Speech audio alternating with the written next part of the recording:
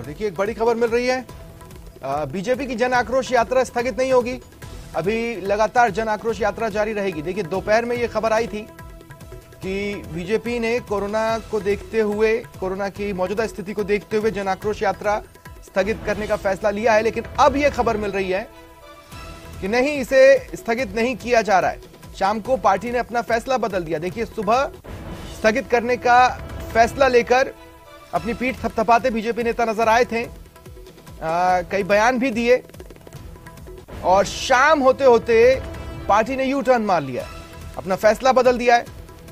अब उनका कहना है कि जब तक केंद्र की एडवाइजरी जारी नहीं होती तब तक यात्राएं आयोजित होती रहेंगी। ज्यादा जानकारी के लिए बात करेंगे सहयोगी बाबूलाल से। बाबूलाल, कुछ ही घंटों में ऐसा यू टर्न? ये देखिए, कांग्रेस पार्टी के कल कुछ कार्यक्रम है, उनकी भी कुछ सभाएं हैं, तो कांग्रेस पार्टी को देखते हुए लग रहा था कि वो भी बीजेपी का समर्थन करेगी और वो भी अपने कार्यक्रम निरस्त करेगी या स्थगित करेगी, लेकिन उन्होंने नहीं किया। तो फिर बीजेपी को भी लगा कि हम क्यों करें, और उन्होंने भी शाम होते होते अपना फैसला बदल दिया और कहा, अभी प्रदेश अध्यक्ष सतीश पूनिया का बयान आया है कि कुछ कंफ्यूजन था वो दूर हो गया है और हमारे जन आक्रोश जो यात्रा के जो कार्यक्रम है, जो जन आक्रोश रैलियां होनी है, वो यथावत रहेंगी और उसमें कोविड प्रोटोकॉल की पालना की जाएगी। जब तक एडवाइजरी नहीं आ जाती राज्यों की और केंद्र की, तब तक जन आक्रोश की सभाएं होती रहेंगी। तो सावधानी बरतेंगे, लेकिन जनता का आक्रोश सरकार को दिखाने के लिए कदम पीछे नहीं खींचते हैं, वापस सरकार को चुनौती देती नजर आएगी बीजेपी। नहीं तो फिर तो यही है ना कि पहले आप ही ने किसी कंफ्यूजन में एक फैसला लिया और ये दिखाने की कोशिश की कि आप कांग्रेस से इस मामले में बेहतर रहेंगे, कि समय रहते आपने एक बड़ा निर्णय लिया देश हित में और कुछ ही घंटों में फिर उसे पलट दिया। जी देखिए, एडवाइजरी का इंतजार था, अभी केंद्र की एडवाइजरी भी आनी है और स्टेट तो अभी मतलब सोच ही रहा है। इस बीच में बीजेपी ने आनंद फानन तत्काल ये फैसला ले लिया, तो पार्टी के अंदर खाने भी कई नेता दूर दराज के जिलों में चले गए थे जिनको जनसभाएं संबोधित करनी थी। जिस वक्त ये घोषणा हुई या ऐलान हुआ, उस वक्त नेता प्रतिपक्ष गुलाब चंद कटारिया बांसवाड़ा में गांगड़ तलाई में भाषण दे रहे थे।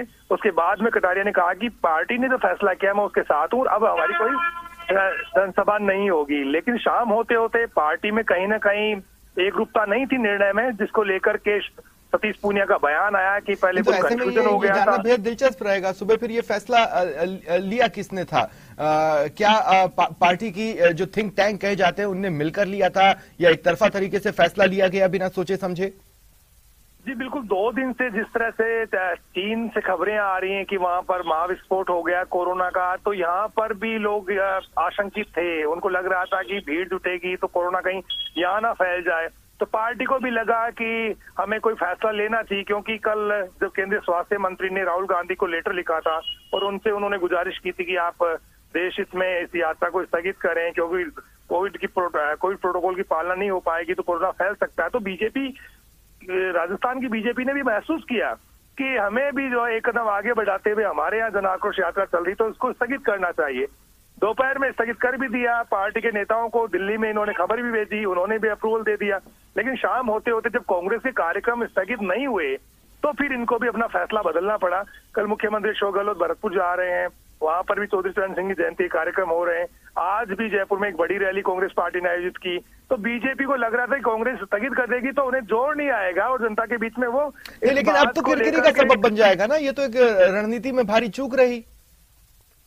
देखिए, जो पार्टी दिल्ली में तय करती है बीजेपी को वही मानना पड़ता है। इनको लग रहा था कि शायद कांग्रेस पार्टी भी उनके फैसले के साथ खड़ी होगी, लेकिन दोनों बीजेपी को समर्थन कांग्रेस से मिला नहीं, उन्होंने अपने कार्यक्रम रद्द नहीं करे। तो इनको लगा कि हम पीछे नहीं रह जाएंगे, जनता के बीच में जाएंगे, हम जनता से दूर रहेंगे तो फिर हमारे लिए मुश्किल होगी। तो इनको लगा कि अभी वक्त नहीं आया है, अभी एडवाइजरी जारी नहीं हुई है, केंद्र और राज्यों की जब एडवाइजरी जारी होगी तब हम आगे का फैसला करेंगे। तो फिलहाल तो जब कांग्रेस पार्टी ने इस दिशा में कुछ भी बात नहीं करी, उल्टा उन्होंने बीजेपी पर हमला बोला कि राहुल गांधी की यात्रा बहुत शानदार रही है, बीजेपी उससे डर गई है।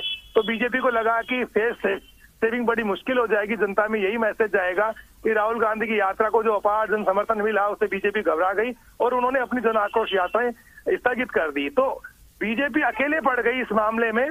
कांग्रेस भी अगर कोई फैसला करती तो शायद हो सकता था शाम को यू टर्न नहीं लेते बीजेपी के नेता, लेकिन उन्होंने अपना फैसला बदल दिया और सतीश पूनिया ने कहा है कि हम यथावत हैं, जन आक्रोश यात्राएं जो है वो होती रहे। और बाबूलाल, आप मेरे साथ बने रहें। दरअसल यात्रा स्थगित करने की जो प्रदेश प्रभारी अरुण सिंह ने सूचना दी थी, एक बार वो सुन लीजिए।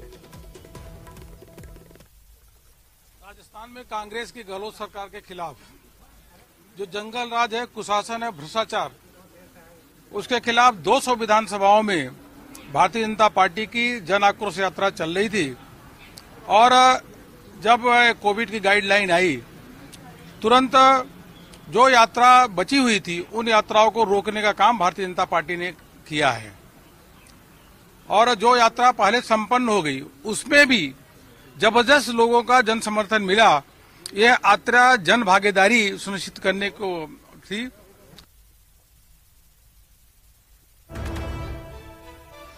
तो बाबूलाल धायल हमारे साथ बने हुए हैं। सुबह अरुण सिंह ये कहते सुनाई दिए कि गाइडलाइन के हिसाब से हमने निर्णय लिया है, और अब शाम को पार्टी कह रही है कि एडवाइजरी का हम वेट कर रहे हैं। एडवाइजरी के बाद इस पर देखा जाएगा कि किस तरह का निर्णय लेना है। सहयोगी बाबूलाल मेरे साथ लगातार बने हुए हैं। बाबूलाल, देखिए, कुछ नहीं बदलने वाला है, सब चलता रहेगा, क्योंकि एडवाइजरी भी एडवाइजरी है, वो कोई एनफोर्समेंट नहीं है, वो एक एडवाइस होती है। जी देखिए, पहले यही माना जा रहा था कि बीजेपी अगर कोई कदम बढ़ाएगी, केंद्र से कोई एडवाइजरी आएगी तो कांग्रेस पार्टी को मानना ही पड़ेगा और राज्य से भी कोई न कोई इस बारे में दिशा निर्देश जारी होंगे, लेकिन नहीं आए। चुनावी साल है और नेता और पार्टियां जनता के बीच में बने रहना चाहते हैं। उनको ये लगता है कि एक पार्टी कार्यक्रम आयोजित करेगी तो दूसरी पिछड़ जाएगी, तो दूसरी को भी जनता को बराबर संदेश देना है कि देखिए उनके यहाँ भीड़ आ रही तो हमारे यहाँ भी भीड़ आ रही, हम भी इनसे कम नहीं है। और दूसरा, ऐसे किसी भी चुनावी कार्यक्रम में कोरोना प्रोटोकॉल कितना फॉलो होता है ये तो आप और हम जानते ही हैं। आज इस तरह के निर्णय से पहले ही कौन सा प्रोटोकॉल फॉलो हो रहा था? कौन सा किसी के चेहरे पर मास्क आ गया? अरुण सिंह खुद मास्क नहीं लगाए हुए थे। जी बिल्कुल, अभी तो नेता बहुत गलतियां करते हुए दिखेंगे। एडवाइजरी आ जाएगी, गाइडलाइन आ जाएगी, उसके बाद भी नेताओं की गलतियां कैमरा पकड़ता रहा है और आगे भी गलतियां ऐसी होती रहेंगी। लेकिन जो चीन से खबरें आई उसके बाद बीजेपी को लगा कि नहीं, हमें एक कदम आगे बढ़ना चाहिए, तो ये आगे भी बढ़े। ठीक है। शुक्रिया बाबूलाल, शुक्रिया हमारे साथ जुड़ने के लिए और तमाम जानकारी के लिए। और इस बीच इस बदले हुए फैसले पर बीजेपी के प्रदेश अध्यक्ष सतीश पूनिया ने क्या कुछ कहा है, वो सुन लीजिए। 1 दिसंबर से 14 दिसंबर तक कांग्रेस पार्टी की राज्य सरकार के खिलाफ कुशासन, जंगलराज और भ्रष्टाचार के खिलाफ भारतीय जनता पार्टी की जन आक्रोश यात्राएं संपन्न हुई हैं। इस यात्रा के दौरान हम लोगों ने 2 करोड़ लोगों तक प्रत्यक्ष और अप्रत्यक्ष रूप से संपर्क किया है। 1 लाख किलोमीटर से भी ज्यादा हम लोग चले हैं और 92 लाख पर्चे हम लोगों ने बांटे हैं। 14 लाख लोगों के शिकायतों को हम लोगों ने संकलित किया है और इस लिहाज से इन यात्राओं को सरकार के खिलाफ एक बड़ी मजबूती के साथ स्थापित किया है। अभी क्योंकि जन आक्रोश सभाएं होनी है, 41 विधानसभाओं में संपन्न हो गई। चूंकि अभी केंद्र की और राज्यों की एडवाइजरी जारी नहीं हुई है, कुछ असमंजस यात्राओं को स्थगित करने के लिए था, लेकिन हमारी जो जनसभाएं हैं, मैं निवेदन करना चाह रहा हूं कि वो यथावत रहेंगी। कुछ कंफ्यूजन था, वो हमारे जिलाध्यक्ष और पार्टी के सभी जनप्रतिनिधि दूर कर लें। हमारी जन आक्रोश सभाएं यथावत रहेंगी। ये जरूर है कि कोरोना की सावधानी हमें रखनी है, कोविड के प्रोटोकॉल का पालन करना है और इस लिहाज से इन सभाओं को हमें आगे तक इसी तरीके से जारी रखना है जब तक